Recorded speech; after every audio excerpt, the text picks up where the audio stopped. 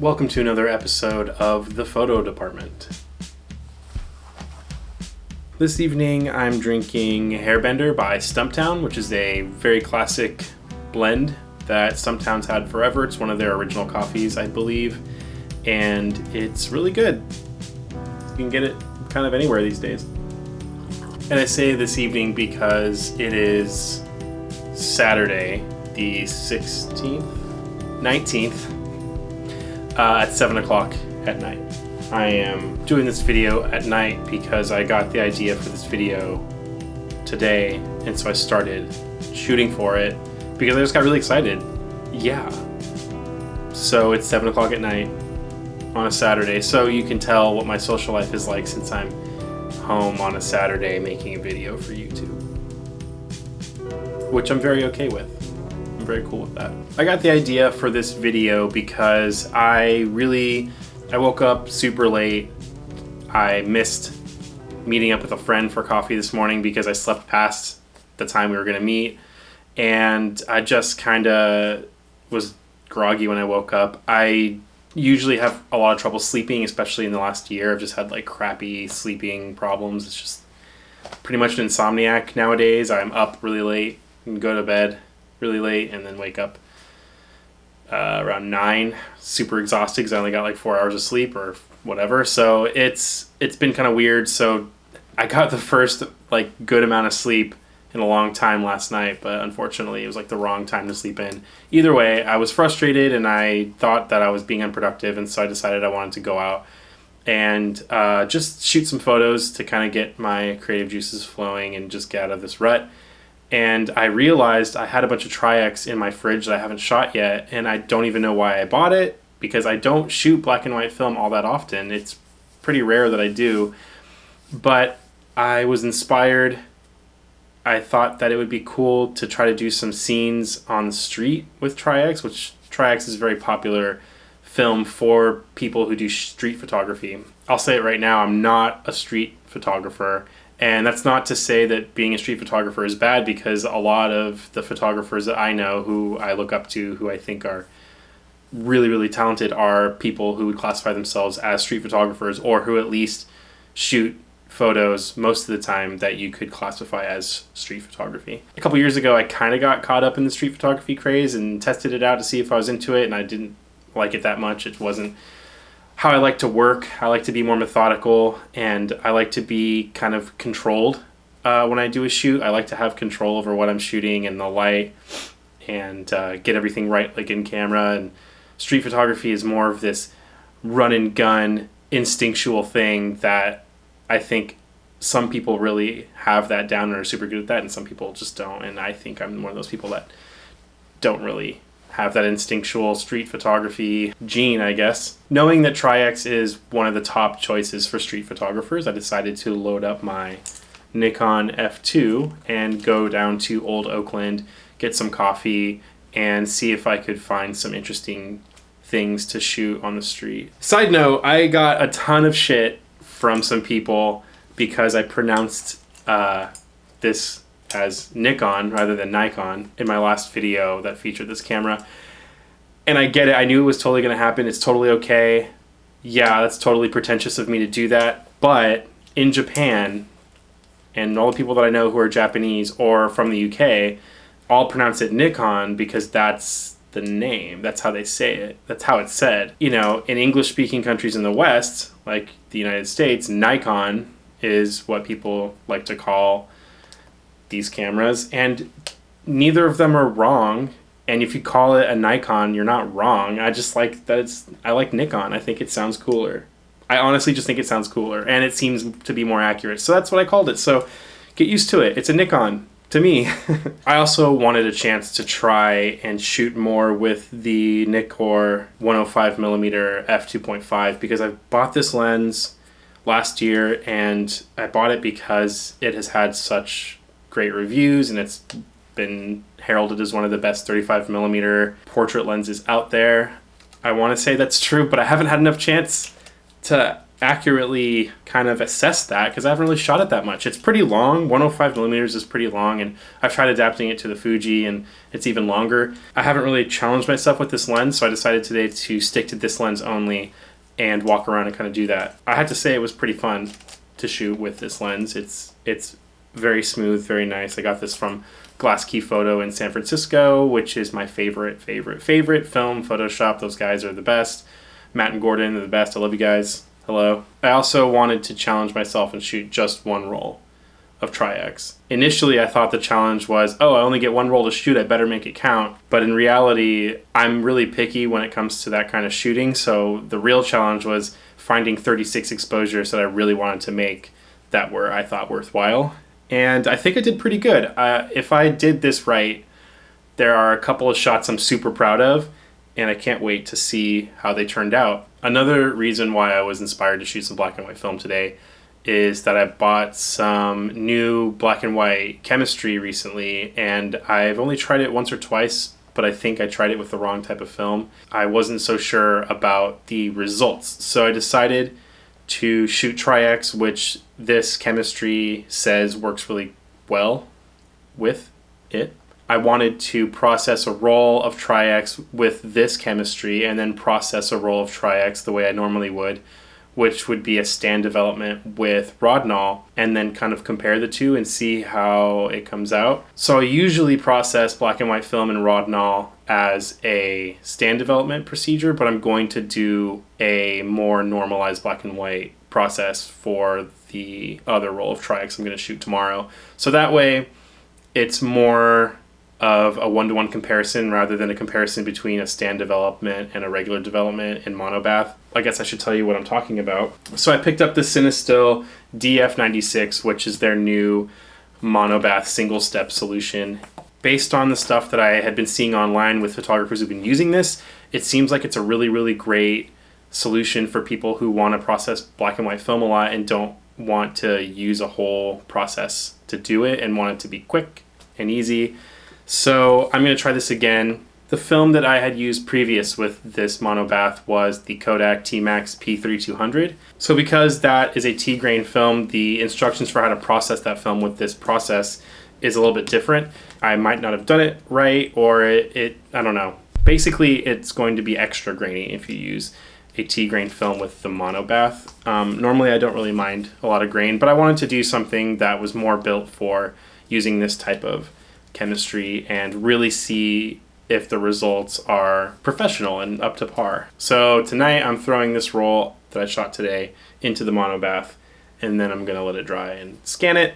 Tomorrow morning I'm gonna get up and go shoot another roll of Tri-X and develop it in the Rodinal, let that dry, scan that, and then we'll see what the difference is. Once again, not a street photographer, and I am not a black and white photographer usually, so take this experiment as what it is. It's definitely not scientific. It's definitely just a practical use case for someone like me developing film at home. All right, let's process this film.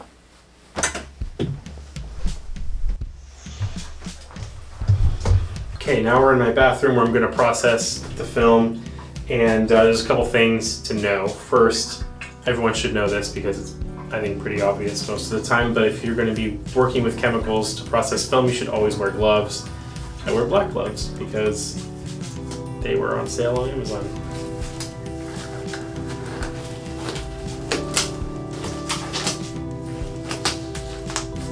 This is a monobath, and it's supposed to be really, really simple and easy to use. You still need to be aware of the temperature and adjust accordingly. The water coming out of my faucet is definitely less than 70 degrees. It's around 62, which is way too cool. It's gonna be cold contrast and I don't want that. What I'm gonna do is use the CineStill immersion cooker that they made, that I've been using for the last couple months. I'll do a review on this at some point. I'm going to immerse this in the chemicals. I'm actually going to warm the chemicals up using this to 80 degrees Fahrenheit so that we're at the exact temperature we need. And since we're only going to be agitating for 3 minutes, it's not going to need to be submerged in the bath to keep the temperature constant. I'm just going to use it as it comes out of here and we should be good.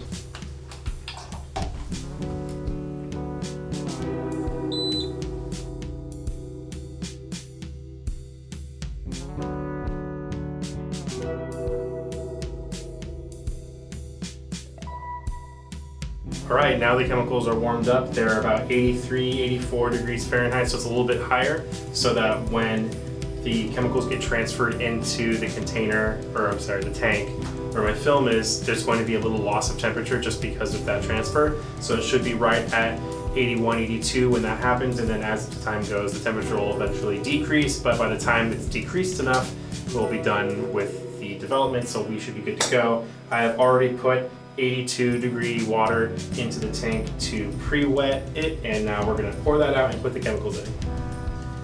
This is where wearing gloves comes in handy, because no matter what brand of tank you use, they all leak to some degree, and this is where I find I get chemicals on my hands and pants and stuff more frequently than not. So I'm not doing a crazy agitation, I'm just doing about 2 to 3 turns per 10 seconds, and that's going to be a really even and good agitation, and it's not going to over agitate. I'm also turning the tank about a quarter of a turn every time I make a turn, and that way we're making sure we get very, very even, very consistent agitation. Also, if you guys are wondering, this jacket I'm wearing is a Levi's trucker jacket. I got it when I worked there. It's actually a one-of-a-kind design. It was made by the Laser, and it doesn't exist anywhere else in the world. So no, you can't get one. And that is it.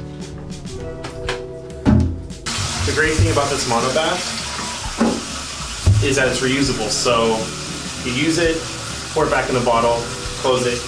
The thing that sucks about it is the monobath, so all the chemicals are in one bath. What you want to do is make sure you use it within a month, because it starts to oxidize as soon as you open it. I bought my first bottle and I used it and I put it away for a couple months, and when I opened it back up, it was completely brown because it was exhausted because I hadn't used it, and it got oxidized. So I'm just doing a room temperature water rinse. Then once the rinse is done, I'm going to do photo flow. This stuff is super cheap. It also lasts forever. Basically what I do is I put half a capful, you don't need a lot at all, into the water. Once I dump the rinse water out, I put one more thing of water in there, and then half a capful of this.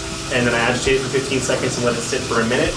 And then that's gonna make sure that the water streaks off and doesn't leave streaks or spots or anything. Isn't this part super interesting? Watching me leaning over and you can't see what I'm doing. All right, time for the photo flow.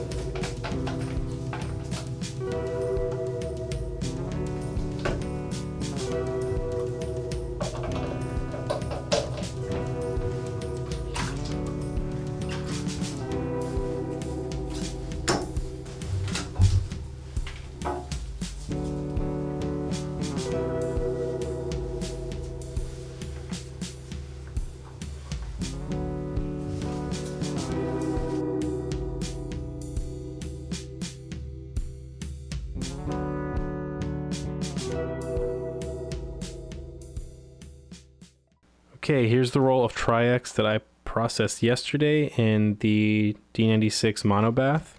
And then here's the roll I shot today that I processed with the Rodinal. It looks like kinda there's a difference in density between the two negatives, but in reality, the density is pretty much the same, and both of the processes yielded like pretty good looking negatives. You can see that there's lots of detail, lots of contrast in both of these. It looks like the Rodinal, from just looking at the negative, might have a little more contrast, but you don't really know until you scan them. So this experiment was super interesting because I thought that there would be dramatic differences between the two developers, and that's really not the case. The biggest difference looking at just the negatives here is that the D96 has more of that purple cast and the Rodinal has none, and that's just because the Rodinal has a separate fix step, and you're using a separate fixer for a longer period of time, so it's getting rid of that anti-halation layer and all the dyes. The D96, it's only 3 minutes at 80 degrees, and it's not fixing for as long, so you're going to have a little bit of that purple cast from the anti-halation. So that's that, and it doesn't affect the images at all. That doesn't really matter. You can tell by these comparisons that the D96 images are slightly lower contrast, and I edited all these in Lightroom and gave them all a medium contrast bump in the curves. So everything else is pretty equal. That was to be kind of expected. I thought it was going to be less contrasty just based on the process, and I wasn't incorrect. But it's not a huge difference. It's definitely something you can edit out in post, and it's not something that's going to take a lot of time. So I don't see that as being super consequential. What I do think is very interesting is that I thought that the D96 was going to be great for hobbyists in that it wouldn't be as professional or sharp or lower grain than the Rodinal, but in reality, they're both very similar. I think that I would use the D96 a lot with even professional work. It looks great, and you know, that's just my opinion. I think that as someone who doesn't shoot a lot of black and white film, this is pretty impressive, and I would definitely be using this more in the future. It definitely saves a lot of time. It's way easier to use, and it's actually just impressive that they were able to come up with a monobath that does kind of everything in 3 minutes. That's nuts. So what do you guys think? You can leave me a comment in the comment section and I will read and respond to all of them. I think that this was a really cool experiment, and surprised that the results weren't as dramatic as I was thinking or hoping, but I'm actually really impressed that there are so many options out there, and one of the cheaper and easier options is actually a really good option. Here are some more examples that you can take a look at.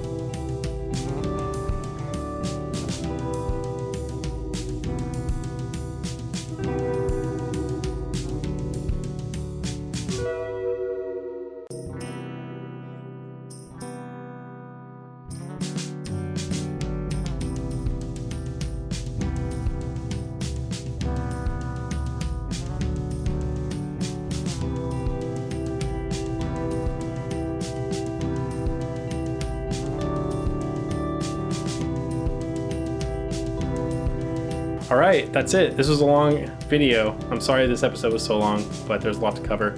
Thank you guys for watching. I really appreciate all your support. Once again, make sure you follow me on Instagram at Christopher Sturm.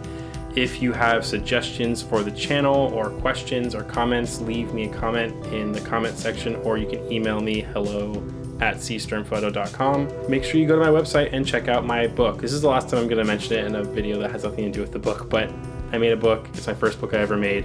Please go buy it. The link is in the description. That is it. It is like 1 o'clock in the morning on Sunday night, and this is going up tomorrow morning at 9. So I need to do more stuff. Okay, thank you. Goodbye.